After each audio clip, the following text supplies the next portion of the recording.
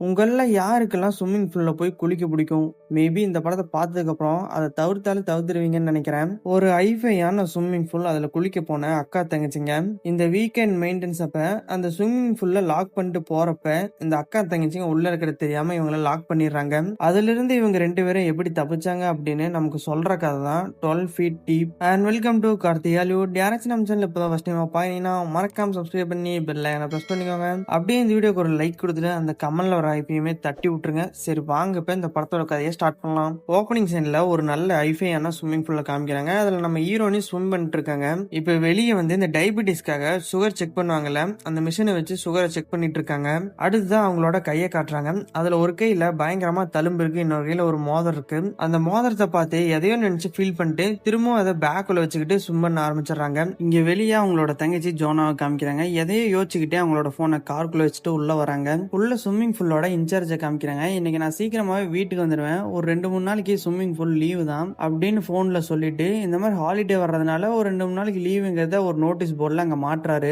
அந்த சீன் அப்படியே கட் பண்ணிட்டு அங்க இன்னொரு லேடியை காமிக்கிறாங்க. அவங்க வந்து அங்க வந்து கிளீனிங் பண்றவங்க. அது மட்டும் இல்லாம அவங்க ஜெயில இருந்து பரோல்ல வந்த ஒரு கைதி. அப்படி வந்தவங்களுக்கு எல்லாம் இந்த மாதிரி ஒரு வேலை ஒன்று கொடுப்பாங்க. அதான் இவங்க இங்க செஞ்சுக்கிட்டு இருக்காங்க.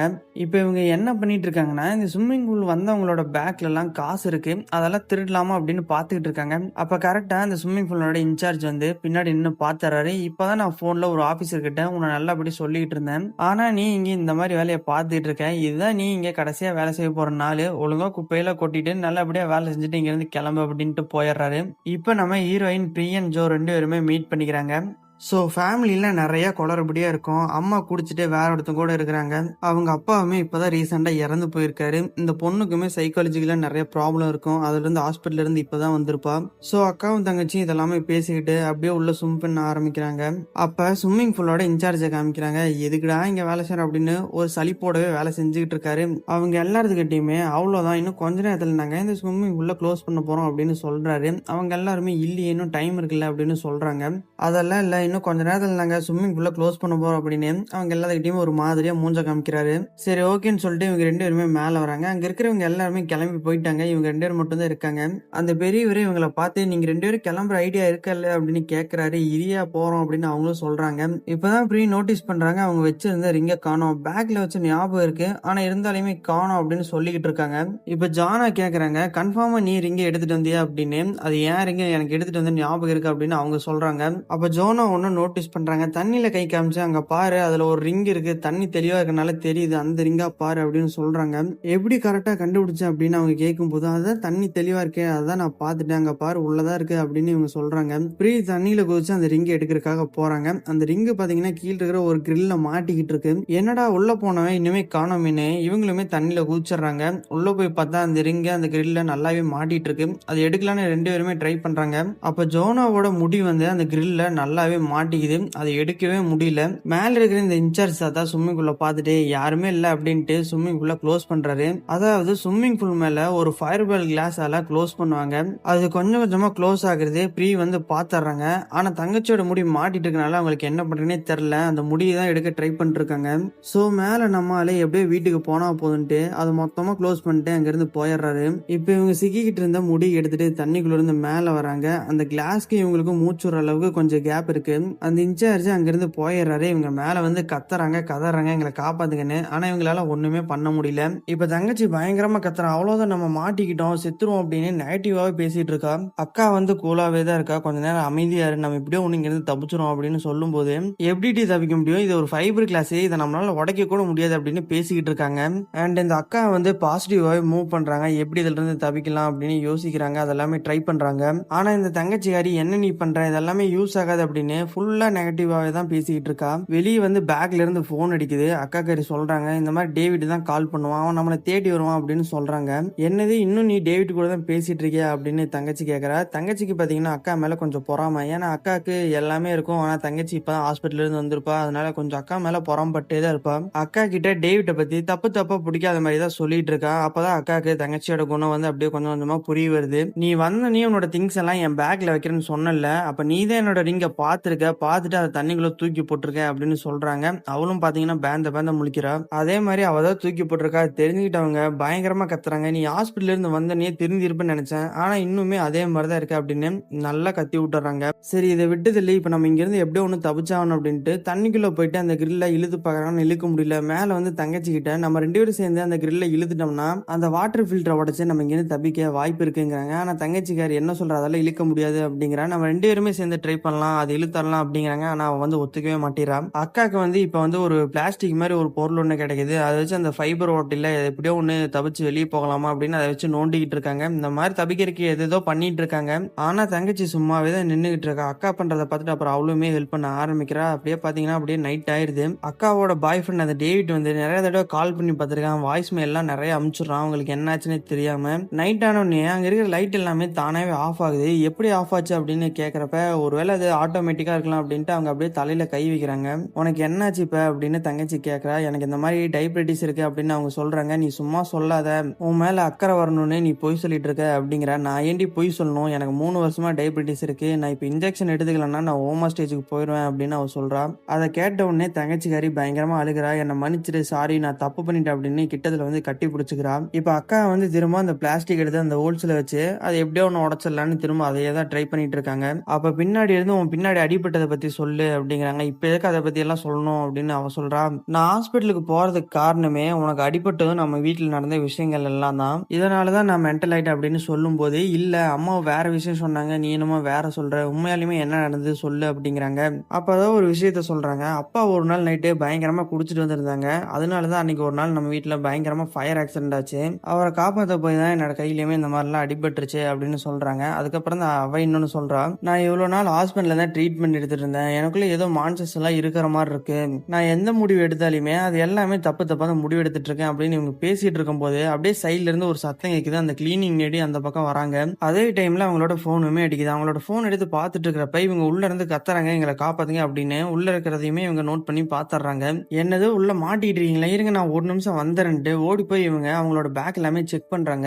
ஏன்னா இவ ஏற்கனவே கிரிமினலா தான் இருந்திருப்பா. இப்ப அவங்களோட பேக் எல்லாமே எடுத்து ஃபோனு, அவங்களோட பர்ஸ் எல்லாமே எடுத்து பார்க்குறா. அதுக்குள்ள வெறும் $20 தான் இருக்கு. ஏடிஎம்லாம் எடுத்து பார்க்குறா. இப்ப இவங்க வந்து ரொம்பவுமே சந்தோஷப்படுறாங்க. "நீங்க எங்கள காப்பாத்த போறீங்களா?" அப்படின்ட்டு. இவ வந்து பொறுமையா பேசிட்டு உள்ள போய் எல்லா கேமராவுமே ஆஃப் பண்ணிட்டு வெளிய வந்து பேரம் பேசுறா. "நான் உங்கள காப்பாத்தணும்னா இந்த ஏடிஎம்மோட நம்பர் எனக்கு சொல்லணும்" அப்படிங்கிறா. உள்ள இருக்கிற தங்கச்சி வந்து பயங்கரமா கத்துறா. அசிங்க அசிங்கமா திட்டுறா. "ஒழுங்கா எங்கள காப்பாத்துடி" அப்படின்னு. அதுவே பார்த்தீங்கன்னா பயங்கரமான கிரிமினலு. "நம்பர் சொன்னீங்கன்னா நான் உங்கள காப்பாத்துவேன்" அப்படின்ட்டு அப்படியே மெதுவா பின்னாடி போறா. இவங்க உள்ள இருந்து கத்துறாங்க. "ஏய் போயிட்டியா? இரு இரு ஒரு நிமிஷம் இரு" அப்படின்னு. மேல இருக்கிறவ சொல்றா, "இங்க பாருங்க, நானே இப்பதான் ஜெயில்ல இருந்து ரிலீஸ் ஆயிருக்கேன். என்கிட்ட பணம் எல்லாம் எதுவுமே இல்ல. நானுமே வாழ்க்கையில செட்டில் ஆகணும். இந்த மாதிரி சின்ன சின்ன வேலையெல்லாம் பார்த்து என்னால பணம் எல்லாம் சேர்த்த முடியல. நீங்க ஏதாச்சும் ஒரு பெரிய அமௌண்ட் கொடுத்தீங்கன்னா நான் உங்களை காப்பாத்திட்டு நானும் இங்க இருந்து போயிருவேன்" அப்படின்னு பேசிட்டு இருக்கும்போது, இன்னும் கீழ இருக்கிற தங்கச்சிக்காரி அசிங்க அசிங்கமா திட்டிக்கிட்டே தான் இருக்கா. அப்ப மேல இருக்கிறவ என்ன பண்றான்னா, அங்க இருக்கிற ஹீட்டரை ஆஃப் பண்ணி விட்டுட்டு அவங்க கிட்ட வந்து, "நான் ஹீட்டரை ஆஃப் பண்ணிட்டேன். நீங்க தண்ணியிலே உறைஞ்சு செத்துருவீங்க" அப்படின்னு சொல்றா. இப்ப அக்காக்காரி வந்து யோசிக்கிறா. அவ எப்பவுமே பொறுப்பா தான் யோசிப்பா. இந்த மாதிரி பின் நம்பர் தர்றதுக்காக தயாரா இருக்கா. ஆனா தங்கச்சிக்காரி வந்து, "இங்க பாரு, பின் நம்பர்லாம் தராத. அவள் நம்மளை ஏமாத்திட்டு நம்மளை இப்படியே விட்டுட்டு போயிடுவா" அப்படின்னு சொல்றா. மேல இருக்கிறவ அக்காக்காரி போன் எடுத்துட்டு பாஸ்வேர்ட்லாம் கேட்டு அதை ஆன் பண்ணிட்டு, அதுல இருக்கிற அந்த பாய் ஃப்ரெண்டோட போட்டோவை பார்த்துட்டு, "ஏய் என்ன பையன்லாம் பார்க்கறதுக்கு சூப்பராவே இருக்கான்" அப்படின்னு எல்லாம் சொல்றா. அந்த வாய்ஸ் மெயில் எல்லாம் போட்டெல்லாம் காமிக்கிறா. தங்கச்சிக்காரியும் பாத்தீங்கன்னா அவளுக்கு ஒன்றும் சலிச்சவெல்லாம் இல்ல. அப்படியே அசிங்க அசிங்கமா திட்டிட்டு இருக்கா. கடைசியா, "உனக்கு என்ன தாண்டி வேணும்" அப்படின்னு கேட்கறா. "இப்ப நீங்க ஏடிஎம் நம்பர் சொன்னீங்கன்னா நான் உங்களை காப்பாத்துவேன்" அப்படிங்கிறா. "சரி ஏடிஎம் நம்பர் சொன்னா நீ எங்களை காப்பாத்துவியா" அப்படின்னு இவங்க கேட்கறப்ப, "ஃபர்ஸ்ட் ஏடிஎம் நம்பர் சொல்லுங்க, அதுக்கப்புறம் நான் உங்களை காப்பாத்துவேன்" அப்படின்னு அவ சொல்றா. சரின்ட்டு இவங்களுக்குமே வேற வழி இல்லாம அந்த ஏடிஎம் பின் நம்பரை சொல்லிடுறாங்க. அதை கேட்டோடனே அவளுக்கு பயங்கரமா சந்தோஷம். ஏன்னா மேல இருக்கிற அவளுமே ஏதோ காசு விஷயத்துல மாட்டிருப்பாளாட்டிருக்கு. பின் நம்பர் கேட்டோன்னே அங்கிருந்து போயிடுறான். இவங்க 2 பேருமே பயங்கரமா கத்துறாங்க, "ஏய் எங்க போயிட்ட, எங்களை காப்பாத்து" அப்படின்னு. ஆனா பக்கத்துல இருந்து ஒரு சத்தமே வரல. தங்கச்சிக்காரி வேற மறுபடியும் அழுக ஆரம்பிச்சிடறா. அக்காக்காரி வந்து கட்டி பிடிச்சிட்டு, "ஏய் கவலைப்படாத, அவ போய் ஏடிஎம்ல பணம் எடுத்துட்டு நம்மளை வந்து காப்பாத்துவா" அப்படிங்கிறாங்க. அதுக்கப்புறம் தண்ணியும் பாத்தீங்கன்னா ரொம்பவுமே ஃப்ரீஸ் ஆக ஆரம்பிக்குது. அக்காக்கு வேற ஏதோ ஒரு ப்ராப்ளமும் இருக்குல்ல. தங்கச்சி வந்து, "2 நிமிஷம் பொறுத்துக்கோ, நான் உன்னை எப்படியோ ஒண்ணு காப்பாத்துறேன்" அப்படின்ட்டு தண்ணிக்குள்ள போய் அவங்க அக்கா சொன்ன அந்த கிரில்ல இழுக்க முடியுமான்னு பாக்குறா. ஆனா அதை இழுக்க முடியல. திரும்பவும் தண்ணிக்கு மேல வந்து அழுக ஆரம்பிச்சிடறா. அக்காட்ட, "நான் உன்ன மாதிரில இல்ல, நான் பயங்கரமான கோலை, நான் எதுக்குமே லாக்கி இல்ல, என்னால எதுவுமே செய்ய முடியல" அப்படின்னு பயங்கரமா அழுகுறா. இப்ப அக்கா வந்து சமாதானப்படுத்துறா, "அந்த மாதிரிலாம் எதுவுமே இல்லை" அப்படின்னு. அதுக்கப்புறம் திரும்ப அந்த பிளாஸ்டிக் எடுத்து அந்த ஓட்டையில அறுத்து அதுல இருந்தாச்சும் தப்பிக்க முடியுமா அப்படின்னு அதை ட்ரை பண்றாங்க. அப்ப அக்கா கேக்குறாங்க, "இந்த மாதிரி நீ ஹாஸ்பிட்டல் இருந்தில்ல, அங்க என்னெல்லாம் சொன்னாங்க, உனக்கு என்ன ஆச்சு" அப்படின்னு கேக்குறாங்க. ஸோ இவ சொல்ல ஆரம்பிக்கிறா, எனக்குள்ள ஒரு மான்ஸ்டர் இருந்தது, அது வெளியே வருது, அது எல்லாத்தையுமே அடிச்சு சாப்பிட சொல்லுது, எனக்குள்ள ஒரு மாதிரியா பண்ணிட்டு இருக்கேன், அதனாலதான் நான் இப்படி இருக்கேன், முன்கோபம், எதையுமே நம்ப முடியல, சரியான முடிவெல்லாம் எடுக்க முடியல அப்படின்னு இவங்க பேசிட்டு இருக்கும்போது ஜோனோ வந்து ஷாக் ஆயிடுறா. ஏன்னா அந்த கிரிமினல் மேல படுத்துக்கிட்டு இவங்க சொல்ற எல்லாத்தையுமே இவ்வளவு நேரம் இங்கதான் இருந்து கேட்டுக்கிட்டு இருந்திருக்கா. இவ அவளை பார்த்துட்டு கத்தரா, இங்க என்னடி பண்ணிட்டு இருக்க, காப்பாத்துறன்ட்டு பாதிலேயே விட்டுட்டு போயிட்டு இல்ல, எதுக்காக இப்ப திரும்ப வந்திருக்க அப்படின்னு கேக்குறா. இத பாரு, ஏடிஎம் நம்பர் எல்லாம் சொன்னேன், ஆனா வெறும் ஏடிஎம் கார்டுல $80 தான் இருக்கு, முன்னாடியே சொல்ல மாட்டியா, அந்த காசுல எனக்கு பத்தாது, எனக்கு இன்னும் நிறைய காசு வேணும் அப்படிங்கிறா. இங்க பாரு, நாங்களே ஏழைங்க தான், நாங்க ஒன்றும் பணக்கார ஃபேமிலிலாம் இல்ல, நாங்களும் உன்ன மாதிரி தான், எங்கிட்ட அதிக காசுலாம் இல்ல அப்படின்ட்டு இவளும் திரும்ப கத்துறா. இவ பேசுறதெல்லாம் கேட்டுக்கிட்டு தங்கச்சி செம்ம கான்ல இருக்கா. அவளை பார்த்து அசிங்க அசிங்கமா திட்டுறா. அவ எதுவுமே சொல்லாம அமைதியா எந்திரிச்சு போறா. தங்கச்சி செம்ம கோவத்துல இருக்கா. ஏன்னா காப்பாத்துறன்னு அவ ஏமாத்திட்டு போனால, அதுக்காக அங்க இருக்க ஒரு பிளாஸ்டிக் எடுத்து அதை நல்லா அவளை அட்டாக் பண்றதுக்காக ஷார்ப் பண்றா. ஆனா அக்கா காரி வேணாங்கிறா, நீ அமைதியா இரு, அவளை ஏதாச்சும் பண்ணாதான் அவளுக்கு புத்தி வரும் அப்படின்ட்டு அந்த திருடியை கூப்பிட்டு, எங்க அக்கா காரி இங்க பக்கத்துல இருக்கனால உங்ககிட்ட நிறைய விஷயம் என்னால சொல்ல முடியல, உன்னோட காதை கொண்டு வந்து இந்த கிளாஸ் கிட்ட வைங்கிறான். அந்த கிரிமினலும் அவ சொல்றதை கேட்டு அவளோட காதை கொண்டு வந்து அந்த கிளாஸ் மேலேயே வைக்கிறா. அந்த ஷார்ப்பான பிளாஸ்டிக் எடுத்து அவளோட காதுலயே சொருகிடுறா. அவளுக்கு காதுல செம்ம அடி விழுந்துருது. காதுல இருந்து ரத்தம் தர தரன்னு ஊத்துது. அப்படியே ஓடி போய் கண்ணாடியில பாக்குறா. காதுல பாத்தீங்கன்னா நல்லாவே அடி விழுந்திருக்கு.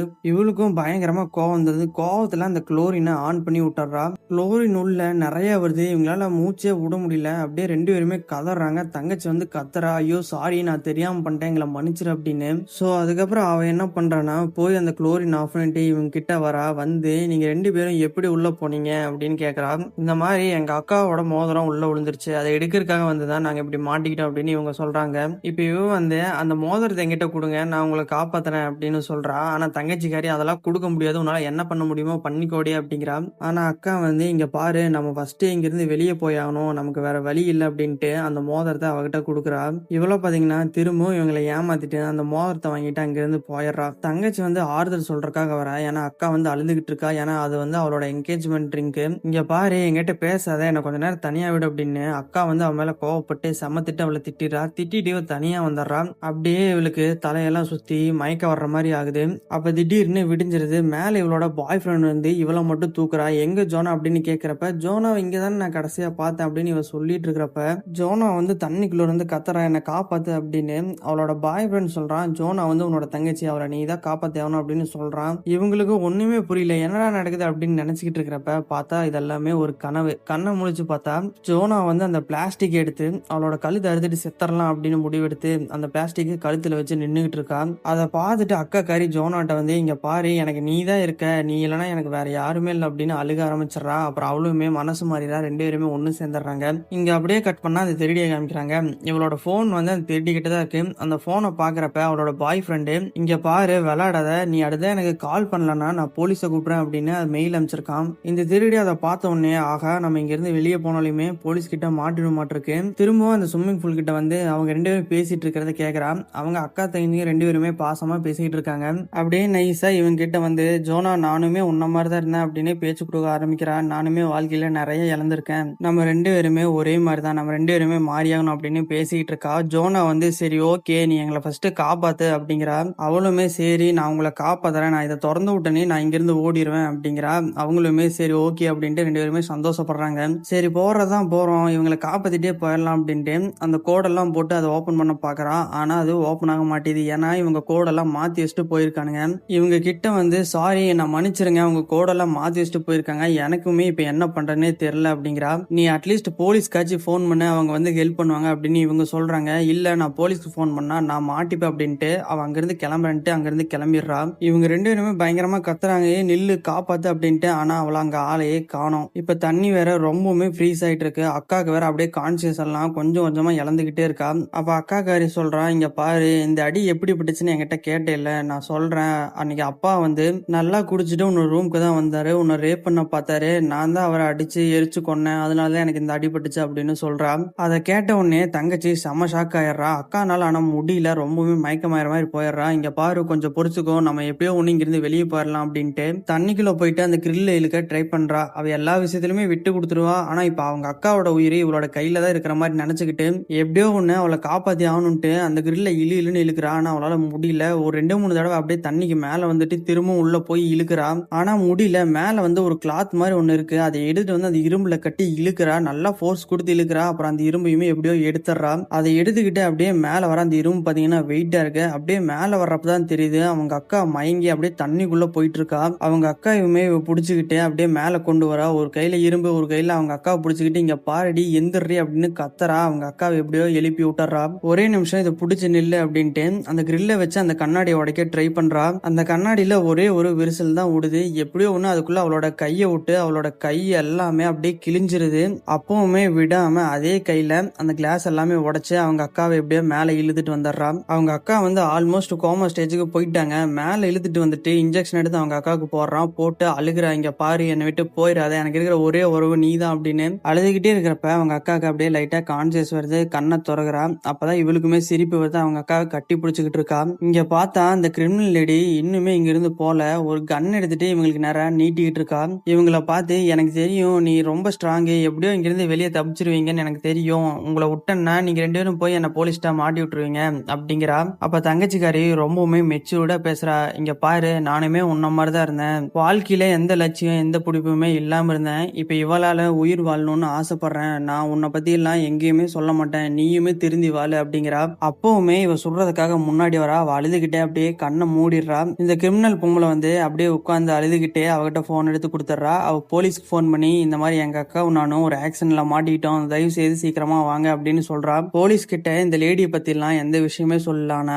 அதை கேட்டு அந்த கிரிமினல் லேடிக்குமே கண்ணெல்லாம் கிளங்கி அந்த அக்காவோட மோதிரத்தை கொடுத்துட்டு ரொம்ப தேங்க்ஸ்ன்ட்டு அவ அங்கிருந்து போயிடுறா. அதுக்கப்புறம் போலீஸ் எல்லாமே இங்க வந்துடுறாங்க. அவங்க அக்காவுமே இப்ப சரியாயிடுறா. கண்ணை முழிச்சிட்டு தங்கச்சியோட கையை பார்த்துட்டு, "இப்ப நம்ம 2 பேருமே ஈவனா ஒரே மாதிரி ஆயிட்டோம்" அப்படிங்கிறா. தங்கச்சி வந்து, "இதெல்லாம் ஈவன் இல்ல" அப்படின்ட்டு அவங்க அக்காவோட மோதிரத்தை எடுத்து கொடுத்துட்டு, "இதுதான் ஈவன்" அப்படின்னு சொல்றா. அப்புறம் அப்படியே இவங்க 2 பேர்த்தையுமே காமிச்சு இந்த படத்தை முடிக்கிறாங்க. இந்த படத்துல என்ன சொல்ல வராங்கன்னா, என்னதான் நமக்கு எத்தனை கஷ்டம் வந்தாலுமே நம்ம கூட இருக்கிறவங்களுக்கும் அந்த கஷ்டம் வரணும் அப்படின்னு எல்லாம் நம்ம நினைக்க கூடாது. நமக்கு தான் இத்தனை கஷ்டம்லாம் இருக்கு, ஆனா நம்ம கூட இருக்கிறவங்களாச்சு நல்லா சந்தோஷமா இருக்கணும் அப்படின்னு தான் நினைக்கணும் அப்படின்னு இந்த படத்துல சொல்ல வராங்க. உங்களுக்கு இந்த படம் பிடிச்சிருந்துச்சுன்னா மறக்காம லைக் பண்ணிட்டு நம்ம சேனலை சப்ஸ்கிரைப் பண்ணி பெல் ஐகானை பிரஸ் பண்ணிக்கோங்க. அப்படியே உங்க ஃப்ரெண்ட்ஸுக்குமே இந்த படத்தை ஷேர் பண்ணிருங்க. நெக்ஸ்ட் இன்னொரு நல்ல இன்ட்ரெஸ்டான மூவில உங்களை சந்திக்கிறேன். டாடா.